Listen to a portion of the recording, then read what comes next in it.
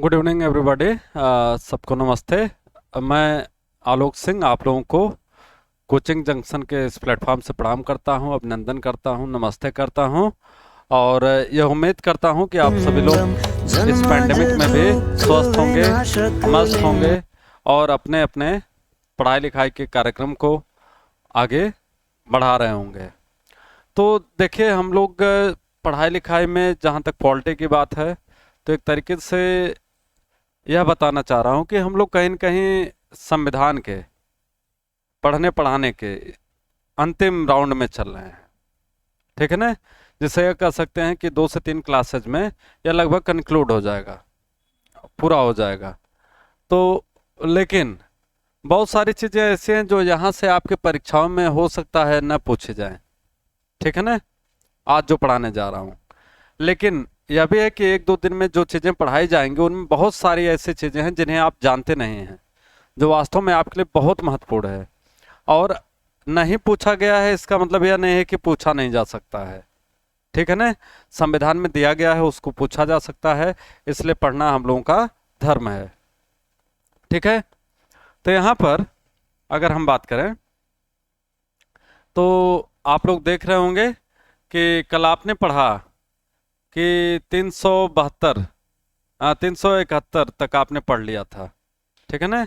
तो 371 के बाद अगर हम लोग बात करें भाग 22 के अंतर्गत, जिसमें अस्थायी, संक्रमणकालीन और विशेष उपबंध, temporary, transitional and special provisions की जो बात हो रही है, उसके अंतर्गत अगर हम देखें तो यहाँ पर कह रहा 372 के अंतर्गत कि विद्यमान विधियों का प्रवृत्त बने रहना और उनका अनुकूलन। तो कहता है कि यद्यपि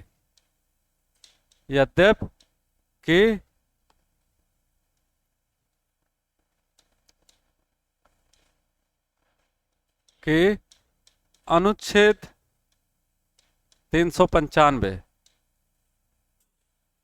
के अंतर्गत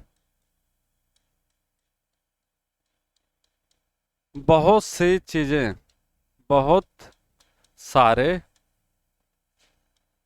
उपबंध निश्चित मान लिए गए हों, मान लिए गए हों, किंतु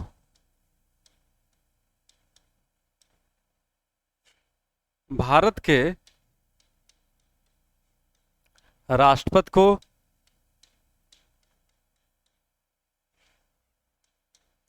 यह शक्ति प्राप्त है कि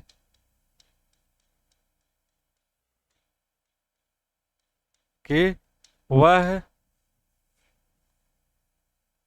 इनको आदेश के द्वारा लागू कर सकता है,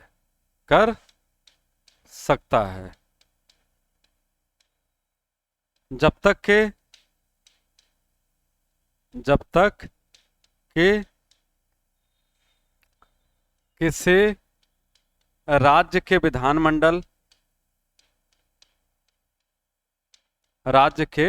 विधानमंडल अथवा सक्षम संस्था द्वारा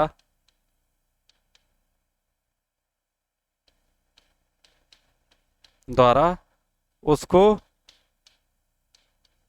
समाप्त न घोषित किया गया हो।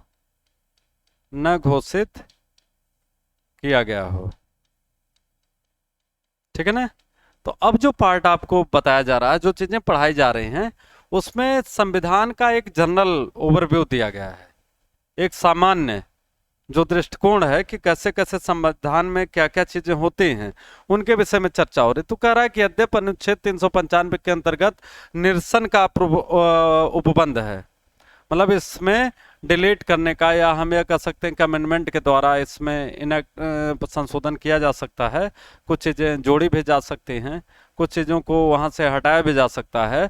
तो कह रहा है इन तमाम चीज़ों के होने के बाद भी जब तक किसी राज्य की विधानसभा अथवा कोई सक्षम संस्था उसको पूर्ण रूप से समाप्त घोषित न कर दे, तब तक भारत के राष्ट्रपति को यह आदेश है कि इन उपबंधों को भी वह जो है संविधान के रूप में लागू कर सकता है।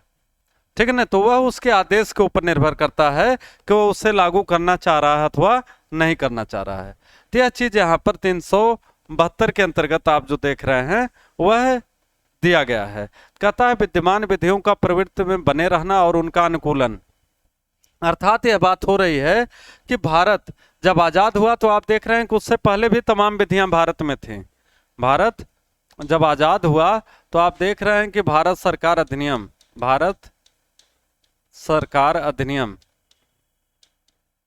1935 के अंतर्गत तमाम चीजें जो है भारतीय संविधान में आज भी लागू हैं। तो इन्हीं की बात हो रही है कि ऐसे तमाम उपबंध जो पहले से बनाए गए हैं, पहले से लागू हैं। ठीक है ना। तो ऐसा नहीं कि नया संविधान बन गया तो हम उसे नए संविधान में शामिल नहीं कर सकते। इसका प्रत्यक्ष उदाहरण क्या है कि आप देखते हैं कि जो यह भारत सरकार अधिनियम 1935 है, इसमें लगभग 200 अनुच्छेद वह यहीं से लिए गए हैं। कहां से? भारत सरकार अधिनियम गवर्नमेंट ऑफ इंडिया एक्ट 1935 से लिए गए हैं। ठीक है ना। तो यह उपबंध यहां पर किया गया है कि यह यहीं से लिए गए हैं। ठीक। तो ये चीज को आपको समझना है। तो यहाँ कोई कंफ्यूजन नहीं है।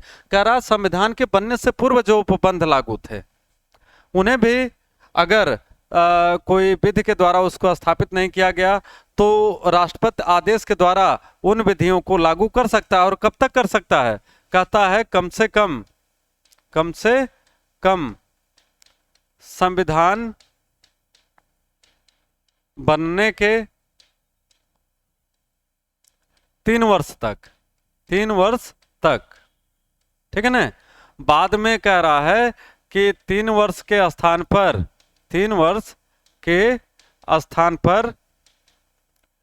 2 वर्ष का टाइम निर्धारित किया गया। ठीक है ना। तो यहां पर यह बता रहा है कि प्रारंभ में यह दिया गया कि जब संविधान बन रहा है तो कम से कम 3 वर्ष तक राष्ट्रपति ऐसा कर सकता है, क्योंकि यह पता था कि संविधान बनने में लगभग कुछ वक्त लग सकता है। और जब संविधान बन गया तब भी वहां पर 2 वर्ष का टाइम निर्धारित किया गया कि कम से कम ऐसा हो सकता है जब तक कि आगे अन्य कोई संशोधन अथवा परिवर्तन न किया जाए। जो करना होगा वह 2 साल के अंतर्गत कर लिया जाएगा। तो यह चीज यहां पर बता रहा है। ठीक है। तो आगे इसी में कह रहा है 372 का में कि विधियों का अनुकूलन करने की राष्ट्रपति की शक्ति। तो यह राष्ट्रपति की शक्ति के रूप में यहां पर आप देखिए दिया हुआ है, विधियों का अनुकूलन करने की राष्ट्रपति की शक्ति। तो राष्ट्रपति को यह अधिकार है कि वह किसी विधि को जो अनुकूल पाता है उसे लागू कर सकता है। ठीक है ना, अपने आदेश के द्वारा। यह चीज 372 का के अंतर्गत की गई है। ठीक। आगे यहां कह रहा 373 के अंतर्गत कहता है कि निवारक निरोध में रखे गए व्यक्तियों के संबंध में कुछ दशाओं में आदेश करने की राष्ट्रपति की शक्ति। तो यहां पर बात हो रही है निवारक निरोध का मतलब होता है प्रिवेंटिव डिटेंशन। क्या होता है? Preventive detention.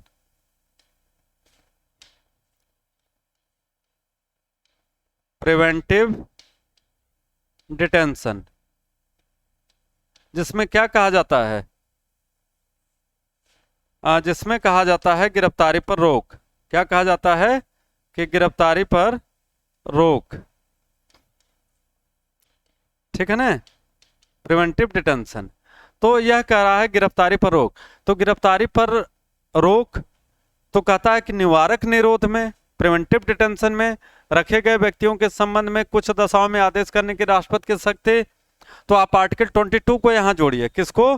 22, आर्टिकल 22 जिसमें प्रिवेंटिव डिटेंशन की बात की गई है। तो कह रहा है कि भारत का राष्ट्रपति ऐसे किसी भी व्यक्ति को जिसे प्रिवेंटिव डिटेंशन के अधीन गिरफ्तार किया गया है, तो अगर राष्ट्रपति चाहे तो वहां पर कुछ दशाओं में उसके लिए आदेश कर सकता है। उसके लिए आदेश कर सकता है। जो व्यक्ति गिरफ्तार है उसके विषय में अगर कोई कानून नहीं है या तत्समय कोई कानून प्रवर्तन में नहीं है तो उसके लिए राष्ट्रपति खुद भी अथराइज्ड है, उस व्यक्ति के विषय में आदेश दे करके उसे क्या कर सकता है, छुड़वा सकता है। ठीक है ना। तो यह उपबंध यहां पर दिया गया था।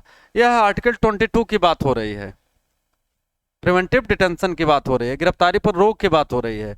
कि मान लीजिए किसी भी व्यक्ति को अगर पुलिस ने गिरफ्तार कर लिया और 24 घंटे के अंदर उसे प्रथम श्रेणी न्यायिक मजिस्ट्रेट के समक्ष उपस्थित नहीं कराया गया, उसे अपने पसंद का विधिक सलाहकार नहीं रखने दिया गया, उसके नाते रिश्तेदार या सगे संबंधी को सूचित नहीं किया गया, जिस अधिकारी ने गिरफ्तार किया उसकी आईडी क्लियर नहीं है, तो ऐसे तमाम उपबंध होते हैं। तो वहां पर कह रहा है कि राष्ट्रपति को तत्समय उस स्थिति में आदेश दे करके उसे उसके गिरफ्तारी को रोक देने का आदेश राष्ट्रपति के पास होगा।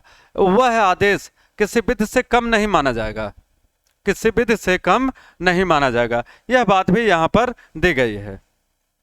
ठीक है।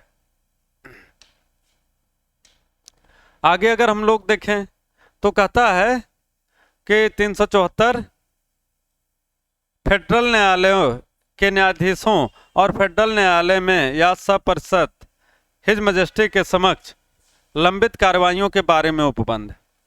तो कहता है कि संघ न्यायालय के अधीन जितने भी लंबित मुकदमे हैं, ध्यान से देखिएगा, संविधान बनने से पूर्व, संविधान बनने से पूर्व सर्वोच्च न्यायालय का नाम क्या था,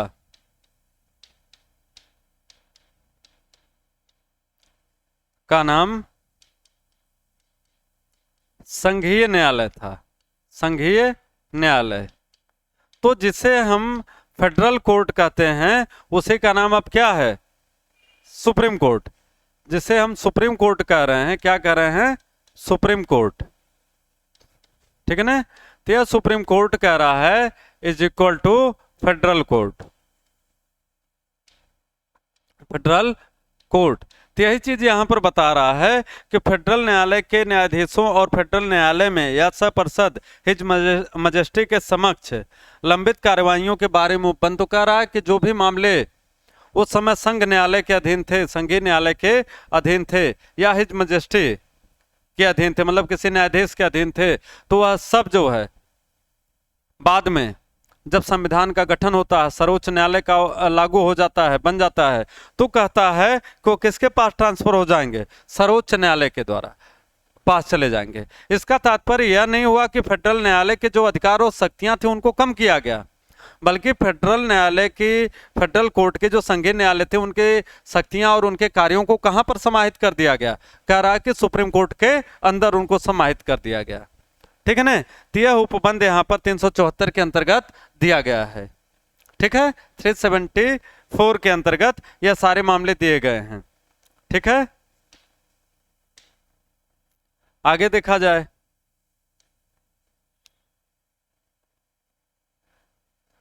75 में आप देखिए इसी भाग के अंतर्गत, तो 75 कह रहा है कि संविधान के उपबंधों के अधीन रहते हुए न्यायालयों, प्राधिकारियों और अधिकारियों का कृत्य करते रहना। ठीक है। तो यहां फिर बात हो रही है वही संघीय न्यायालय की, किसकी, संघीय न्यायालय की। ठीक है। तो कह रहा है कि जब तक फेडरल कोर्ट की बात हो रही है, यहां पर फेडरल कोर्ट की बात हो रही है, तो कह रहा है कि जब तक संविधान के उपबंधों के अधीन रहते हुए न्यायालयों, प्राधिकारियों और अधिकारियों का कृत्य करते रहना, इसका तात्पर्य है कि जब तक संविधान के जो उपबंध हैं यह जब लागू हो जाते हैं तो संविधान के उपबंधों के अधीन ही, संविधान के द्वारा स्थापित नियमों के अधीन ही जितने भी न्यायालय हैं, प्राधिकारी हैं और अधिकारी हैं वह कृत्य करेंगे। तो इसका मतलब यह कह रहा है कि जो पूर्व में संघीय न्यायालय थे उसके जो पदाधिकारी थे, उसके जो न्यायालय थे, अधिकारी थे, प्राधिकारी थे, सब बाद में संविधान के बनने के बाद किस नियम के तहत कार्य करेंगे। तो कह रहा है कि जो संविधान बनेगा, जो संविधान के नियम दिए गए, उपबंध दिए गए हैं, उन्हीं उपबंधों के अधीन जो है वह कार्य करेगा।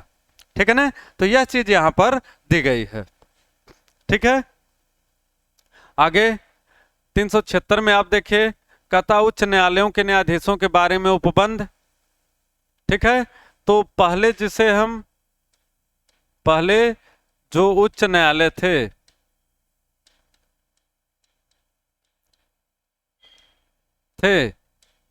उनके अधिकार एवं शक्तियां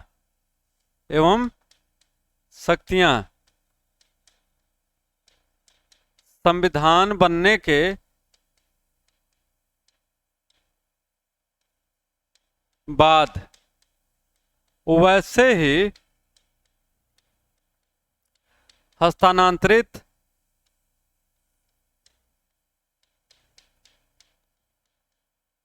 माने जाएंगे। ठीक है। तो कह रहा है कि पहले जो उच्च न्यायालय थे उनके अधिकार, मतलब आजादी के पहले की बात यहां पर हो रही है, भारत सरकार अधिनियम 1935 के अधीन की बात हो रही है कि जो उच्च न्यायालय गठित थे, भारत आजाद बाद में हुआ, संविधान बाद में बना, तो यहाँ पर यही चीज कह रहा है कि पहले जो उच्च न्यायालय गठित किए गए थे तो उनके जो अधिकार और कर्तव्य थे वह जब नया संविधान बनेगा तो उस नए संविधान के अकॉर्डिंग उनके अधिकार और शक्तियों में कोई कमी नहीं की जाएगी, बल्कि जो अधिकार एवं कर्तव्य उनके दिए गए हैं वह है जो निर्धारित किए गए हैं संविधान के द्वारा, वह उसी रूप में बहाल किए जाएंगे, मतलब उनके पास वह कंटिन्यू रहेंगे। ठीक है। यह चीज यहां पर दी जा रही है अनुच्छेद 376 के अधीन अगर हम बात देखें तो। ठीक है ना। तो यह भी चीज आपके लिए क्या है, महत्वपूर्ण है। यह सब आपसे हमने कहा कि भारत सरकार अधिनियम 1935 के परिप्रेक्ष्य में देखिए, भारत सरकार अधिनियम 1935 के परिप्रेक्ष्य में देखिए, भारत तो आजाद 47 में हुआ, 1950 में संविधान लागू होता है 26 जनवरी को, 26 नवंबर 1949 को बन के तैयार होता है। लेकिन इन तमाम स्थितियों में कह रहा कि जो 35 में भारत सरकार अधिनियम बना हुआ था उसके तहत जो सर्वोच्च न्यायालय या उच्च न्यायालय के जिसपे के भी हाई कोर्ट या सुप्रीम कोर्ट के जो पावर, जो शक्तियां स्थापित किए गए थे वो उसी रूप में जो है आगे कंटिन्यू रहेंगे, वह जारी रहेंगे। ठीक है। तो इस चीज को भी आपको ध्यान देना है। आगे कह रहा है कि 377 भारत के नियंत्रक एवं महालेखा परीक्षक के बारे में उपबंध, यहाँ बात सीएजी की हो रही है, comptroller and auditor general of India की हो रही है, जो आज के समय में आर्टिकल 148 में है, आर्टिकल 148 148 के अधीन दिया गया है। तो कह रहा है कि नियंत्रक एवं महालेखा परीक्षक जो पहले लेखा संबंधी कार्य करता था, जो तमाम सरकारी अर्ध सरकारी बिलों की जांच करता था, उसके ऑडिट करता था, रिपोर्ट बनाता था, तो वह कार्य उसका कह रहा है वह आगे भी उसी रूप में जारी रहेगा। तो इनके लिए भी यही चीज कह रहा जो यहाँ उच्च न्यायालय के न्यायाधीश के बारे में कह रहा है, जो अन्य न्यायालयों, प्राधिकारियों और अधिकारियों के विषय में कह रहा है, वही चीज नियंत्रक एवं महालेखा परीक्षक के बारे में भी कहा जा रहा है कि इनके भी अधिकार एवं शक्तियां जो होंगे वह है पूर्ववत नए संविधान में भी जो बंद किए गए हैं उसके अकॉर्डिंग चलते रहेंगे। तो यहां पर पद समाप्त करने की बात नहीं कर रहा है। अगर वह व्यक्ति रिटायर है जो भारत का सीएजी है तो चलिए ठीक है, कोई बात नहीं, पहले है, लेकिन अगर उसका जितना कार्यकाल बचा है तो वह उस कार्यकाल को आगे जारी रखेगा। उच्च न्यायालय का जो न्यायाधीश रिटायर नहीं हुआ है संविधान लागू होने तक, नए संविधान में वह अपने कार्यकाल को जारी रखेगा। संघीय न्यायालय का न्यायाधीश है, वह रिटायर नहीं हुआ है, तो नए संविधान के अधीन वो अपने कार्य को संघीय न्यायालय के न्यायाधीश के रूप में क्या करेगा, जारी रखेगा। ये बातें यह हो रही हैं। ठीक है ना। तो इस चीज के बारे में यहां पर उपबंध किया जा रहा है। आगे 378 बता रहा है कि लोक सेवा आयोग के बारे में उपबंध। तो लोक सेवा आयोग के विषय में भी आप जान दीजिए कि जो लोक सेवा आयोग जैसे कार्य कर रहा था पहले, तो पूर्व के भांति जो उसके अधिकारी हैं, पदाधिकारी हैं, कर्मचारी हैं, अध्यक्ष हैं, सब आगे भी कार्य करते रहेंगे, आगे भी कार्य करते रहेंगे। तो यह चीज जो है यहाँ लोक सेवा आयोग के विषय में दी गई है। तो चाहे हम फेडरल कोर्ट की बात करें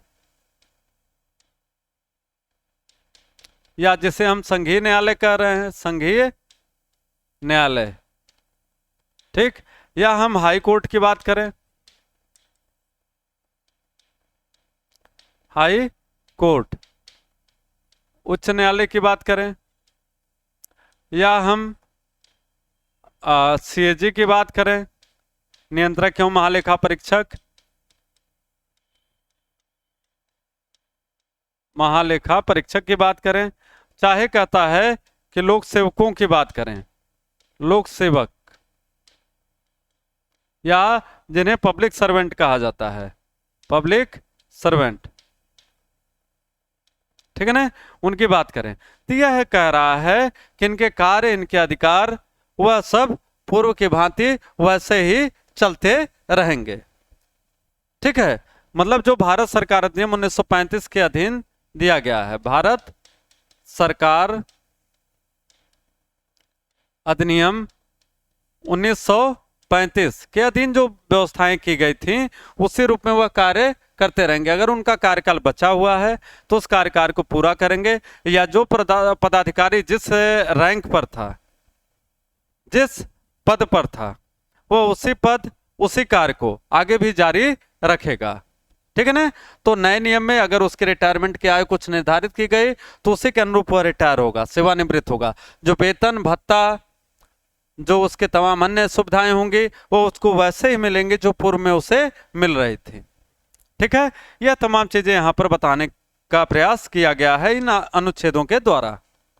ठीक है, आगे देखिए तो कह रहा 378 का, इसमें कह रहा कि आंध्र प्रदेश विधानसभा का अवधि के बारे में विशेष उपबंध। तो कहता है कि 1956 में जब आंध्र प्रदेश विधानसभा का गठन हुआ, 1956 में जब आंध्र प्रदेश विधानसभा का गठन हुआ, तो यहां पर देखिए राज्य पुनर्गठन आयोग का गठन हुआ था। किसका? राज्य पुनर्गठन आयोग। ठीक है ना, जिसे हम क्या कहते हैं? State reorganisation commission, state reorganisation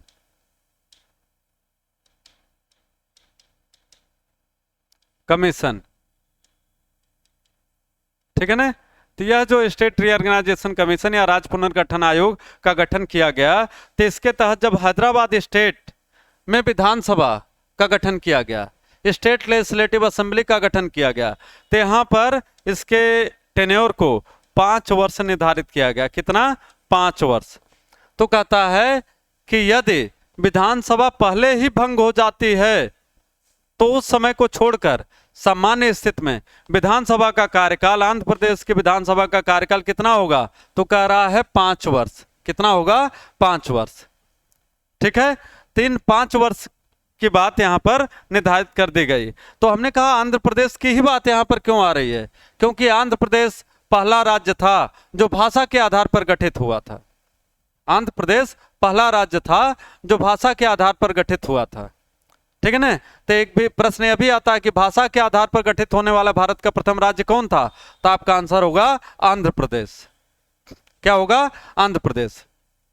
इसके बाद आप देखते हैं कि अनुच्छेद 379 से लेकर के 391 यह निरसित है। 379 टू 391 यह निरसित है, मतलब डिलीटेड है। ठीक है, तो इनके विषय में आपको बहुत ज्यादा नहीं जानना है, बस इतना ध्यान दीजिएगा कि 7वें संविधान संशोधन के द्वारा, 7वें संविधान संशोधन के द्वारा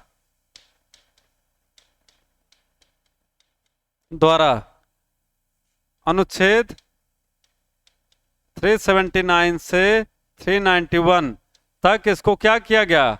निरसित कर दिया गया या डिलीट कर दिया गया। ठीक है ना, यह चीज यहां पर आपको याद रखनी है।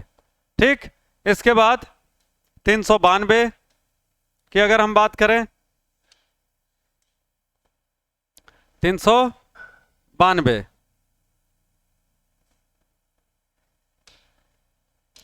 तो इसके अंतर्गत अगर हम बात करें तो कहता है कि कठिनाइयों को दूर करने का राष्ट्रपति की शक्ति, कठिनाइयों के दूर करने का राष्ट्रपति का शक्ति। तो इसमें कौन सी कठिनाइयां हैं? तो कह रहा है कि जब कहीं संविधान संबंधित कोई ऐसा मामला आए या कोई ऐसी आपदा की स्थिति आए तो तत्काल किसके पास पावर होगी? तो कह रहा है कि भारत के राष्ट्रपति को यह अधिकार होगा, भारत के राष्ट्रपति को यह अधिकार होगा कि वह अपने आदेश के द्वारा जो परिस्थितियां कठिनाई जन्य हैं, जो कठिनाई उत्पन्न हुई हैं, वो उनके समाधान हेतु प्रयास करेगा। ठीक है ना? तो यह चीज यहां पर दी गई है। आगे थोड़ा देख लेते हैं यहां पर क्या कह रहा है।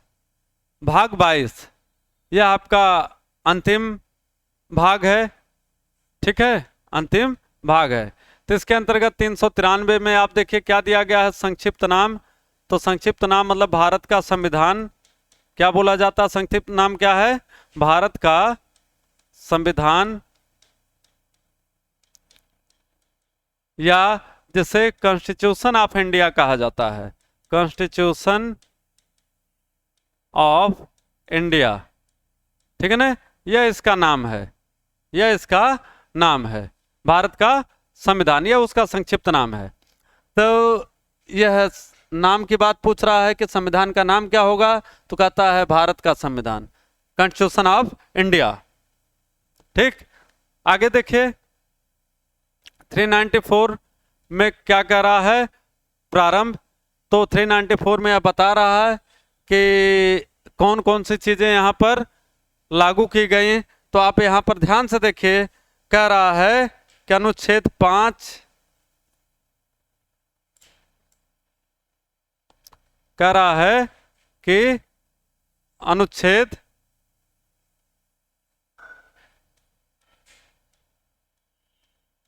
5, 6, 7, 8, 9, 60, 324, 366, 367, 379,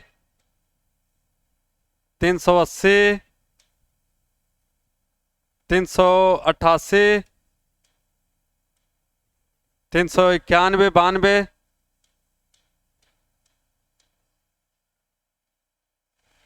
391, 92 और 393। ठीक है ना? तो कह रहा है कि यह है उपबंध, ये उपबंध संविधान बनते ही तुरंत लागू होंगे। ठीक है? अन्य उपबंध 26 जनवरी 1950, 26 जनवरी 1950 से लागू होंगे। ठीक है? यह चीज यहां पर दी गई है। तो क्या कह रहा है कि आप देख रहे हैं, तो कह रहा है कि भारत का संविधान 393, 394 प्रारंभ क्या कह रहा है? कह रहा है कि अनुच्छेद 5, अनुच्छेद 6, 7, अनुच्छेद 8, 9, 60, 324, 366, 367, 379, 380, 88, 391, 392, 393 ये ऐसे उपबंध हैं जो तुरंत लागू हो गए। यह तुरंत लागू हो गए। अन्य उपबंध कह रहा है कि 26 जनवरी 1950 से लागू होंगे। यह चीज यहां पर आपको बताया जा रहा है। ठीक है? यह चीज यहां पर बताई गई है। तो इस चीज को आपको भी ध्यान देना है। आगे देखें तो कहता है 394 क के अंतर्गत हिंदी भाषा में प्राधिकृत पाठ। तो 58वें संविधान संशोधन के द्वारा, 98वें संविधान संशोधन 1987 में कह रहा है कि भारत का राष्ट्रपति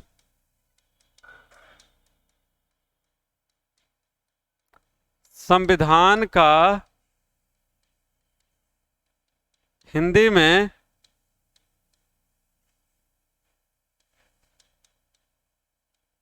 अनुवाद कराएंगे, कराएगा, कराएगा। ठीक है, तो कह रहा है कि 98वें संविधान संशोधन 1987 में यह उपबंध किया गया कि भारत का जो राष्ट्रपति है वह संविधान का हिंदी में क्या कराएगा, अनुवाद कराएगा। ठीक है ना, तो ट्रांसलेशन का एक प्रोविजन यहाँ पर किया गया। तो इस चीज का आपको ध्यान देना है। जो बड़ी इंटरेस्टिंग बात है कि भारत के संविधान का हिंदी में अनुवाद नहीं हुआ था। यह कब होता है, 98वें 58 कॉन्स्टिट्यूशन अमेंडमेंट के द्वारा जा करके 1987 में यहाँ पर हिंदी में इसके अनुवाद कराने का आदेश जारी किया जाता है। ठीक है, आगे देखिए, लास्ट, इसमें कुछ है भी नहीं।